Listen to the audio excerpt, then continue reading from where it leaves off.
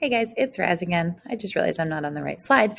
All right, so this video is going to dig into specifically age structure diagrams, which are a really easy way of predicting kind of, what's going off my hair? There we go. How a population might be changing over time. So when you look at these, it's a pyramid. And basically what it does is it looks at the age and biological sex of the population. And it does this kind of by 4-year age increases.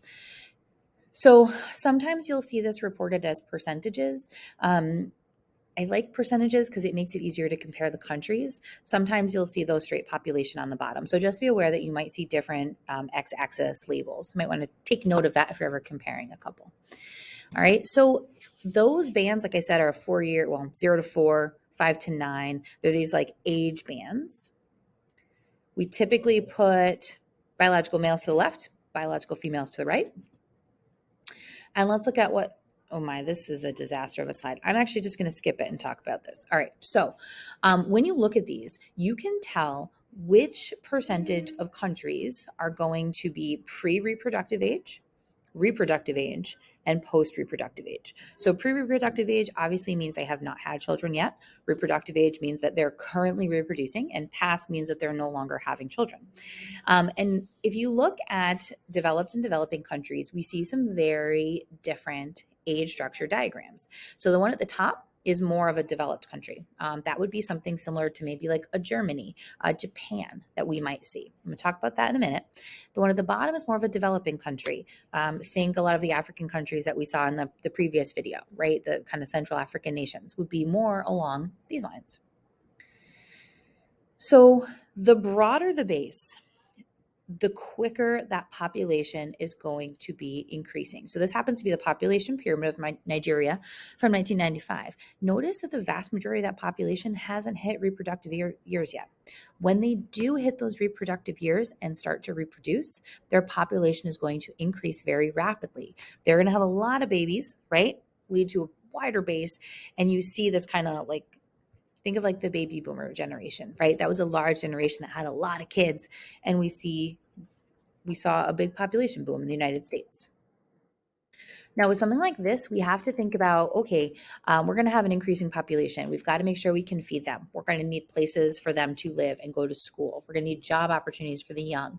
A country like this may also want to think about how they can work to reduce their fertility rates and their birth rates. So can they toss out some birth control programs, some education, like what can they do? And typically we see this sort of pyramid in more like agricultural populations or early developing populations. We'll get into the terminology for that next video. Now, a developed nation, you start to see it kind of be more up and down. So this was Sweden from 1995, and it's relatively straight. Obviously, there's little bloops, right? But when it's relatively straight like that, that pretty much means that birth rate and death rate are both low. We're going to see a relatively stable population. We have to be a little careful. Hang on a second. I just don't know. Yeah, because we have to be a little careful because if the bottom of that pyramid starts to scooch in and we start to have fewer children, that's also a little bit scary. And a lot of countries are starting to see the bottom of that pyramid kind of tweak in so that it looks sort of like the pyramid over to the right here, where they're starting to see negative growth rates. Again, Germany and Japan, Bulgaria, Sweden, like these, the very developed countries that have been developed for a long time are seeing this negative growth. Concern about that is that their labor force is going to be shrinking significantly and they're going to have a lot of elderly to care for. So they have to make sure that they have services in place to provide for the elders. They've got to think about how are they going to fill that labor force. So a lot of times immigration is key. We can hire in foreign laborers and bring them in. And we may also want to encourage birth rates in countries such as this. So this is just sort of a summary slide of kind of everything we can see.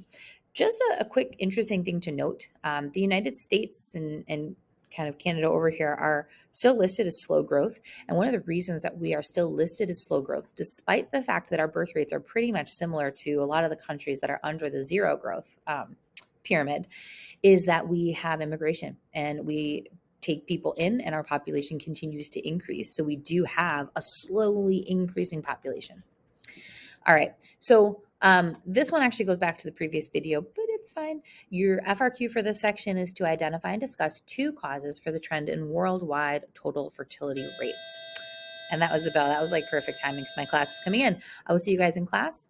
Happy writing.